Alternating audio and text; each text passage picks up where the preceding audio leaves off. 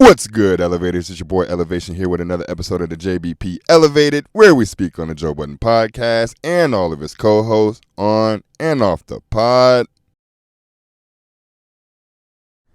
I didn't realize that Melyssa Ford's absence was going to cause such a kerfuffle amongst the JBP. And what I mean by that is I am showing how toxic it is up here to the other women that had the possibility of joining, whether it was just one co-host or the multiple women that might join in the future. Up here, it's no holds barred. They will talk about your weight, they will talk about your appearance, they will talk about your sexual behavior, they will call you promiscuous, they will call you a slut, they will shame you, they will do everything that men do online and get called incels for. This is Melyssa basically showing them this. You should be happy being on the number one broadcast in your space, in your medium.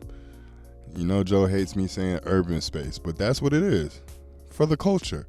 This is the number one pod for the culture. Everybody references this pod. Why would you want to leave this place if this wasn't genuinely affecting you? But we've covered that already.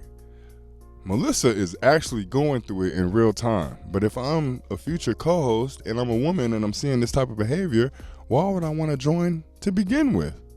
Because we have to think. There's no way in hell Joe makes this announcement without it being set in stone by both parties. It may not have been ink to paper, but I'm going to say there was a verbal agreement. You're going to come on, you're going to do great. I'll be able to give Melyssa Ford less days, and then eventually she'll go on to Hot and Bothered and continue her success over there. If that's what he wants. But he's absolutely trying to get another woman in the pod, or on the pod. But once again, if I'm a woman and I'm seeing this from the outside looking in, why would I place myself in that position? And then you have to think about the money. Of course, given the Patreon leak, when all the co-hosts are asking for more money, that's what it is. They're not saying they're rich, but not a single co-host up there outside of Flip has complained about what they're getting paid currently. So you have to believe that they're being well taken care of, well compensated. Do you put up with the mental bullshit that comes with the job in order to maintain the check? And this is not me speaking for Melyssa. This is me speaking from the perspective of the woman that might join the podcast in the future. Is all of this worth it? And then the past of Joe comes up. And I'm not going to go down that route. I saw a video by J-Matt yesterday that I peeped it. He may not have posted it yesterday, but I saw it yesterday. Talking about us speaking on the past relationship of Mark and Melyssa. And he spoke on from the perspective of a married man. And it made me change my perspective on how I cover this shit. So I'm not going to go in Joe's past. I'm not going to continue to speak on the Mark and Melyssa situation. Once again, it was new to me. It was new to a bunch of people. But that was getting the information out of there. We don't have to continue beating a dead horse. Because if you notice one thing, Mark Lamont Hill will address anyone in any space. He'll go to your platform. He'll start a platform. He'll see you on Twitter, repost your comments. He'll talk to you, all of that shit. Notice he has not said a fucking word about this. That should mean something to the rest of us. Let bygones be bygones. But anyway, if I'm a lady and I know Joe's history and I see what's happening currently, why would I place myself in that toxic situation? And I'm not saying this is what happened, but this could be a thought that's running across their minds. Because I had the speculations of 3 different women. But you got to look at it from their perspective. If I'm Mona, we already spoke on the analytics of what she's doing on her own channel. My podcast that I run is too close in numbers to the podcast that you run, and I would be joining. Well, I don't want to be second in command. That was a speculation that I made. Joy Taylor is another one that I speculated about. But look at her situation that she's just coming from. I just got released from FS1. I just settled on a lawsuit that literally ended my career. Fuck the toxicity that you might bring to me? What about the toxicity that I might bring to you? And how would the optics look if I'm just going to walk into another toxic situation? So let's eliminate Joy Taylor from the list. And then if I'm Ashley, I don't have the namesake of either one of these people. And then let's go back to Joe's perspective. Joe is surveying the landscape. He's seeing what's happening out here. Let's look at the people he's comparing himself to.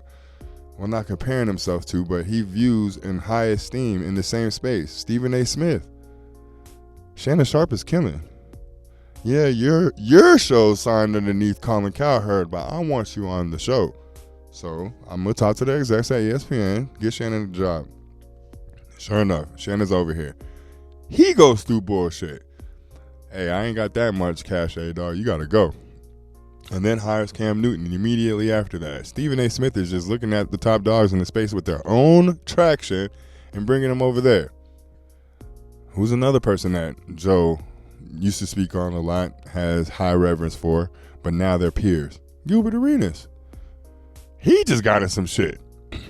He's still currently going through shit. He said he's innocent. Of course, we're going to believe him until he's proven otherwise. But instead of tucking his tail, he hires Skip Bayless and Jay Gruden and Aqib Talib.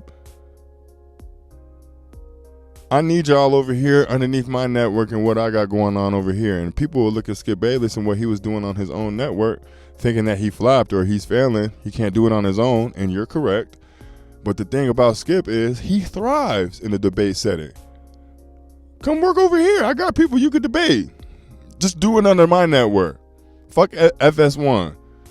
There is a huge shift occurring in the medium. But anyway, Joe's looking at this. He can't just hire somebody that he's cool with. Yeah, me and Ashley are cordial. We have a great relationship. I'm actually cool with her.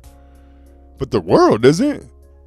So if he's looking at the hires that his peers are making, that automatically makes it seem like I have to hire someone of a higher stature too. And if I have the intention of replacing Melyssa Ford with this person, she has to be at Melissa's 4 tiers or higher. And I don't even think Joy Taylor has the cachet that a Melyssa Ford has. Just being honest. I'm just being honest. So there's a double-edged sword that occurs, because now you have the optics of the female that's joining the pod. Do I want to place myself in that position? And then if you're trying to replace Melyssa Ford, you have to go higher. You can't go lower. It's like a girlfriend. It's like this is a relationship y'all breaking up. If you're going to replace her, you can't downgrade. You got to upgrade or stay away from her so she can't see who you replaced her with. But anyway, man, I appreciate all the support y'all been showing your boy. We're going to keep going with these multiple uploads. It's about to be holiday season, about to turn up. Anyway, like the video if you like the video. Subscribe to the page if you haven't. If you have, you already know how we rocking. You already know what it is with us. Y'all go over, check out the Patreon too. Got a Imani and Mark video up on that bad boy. It's not what you think though. But go over there and check it out. I'll see y'all soon. Peace.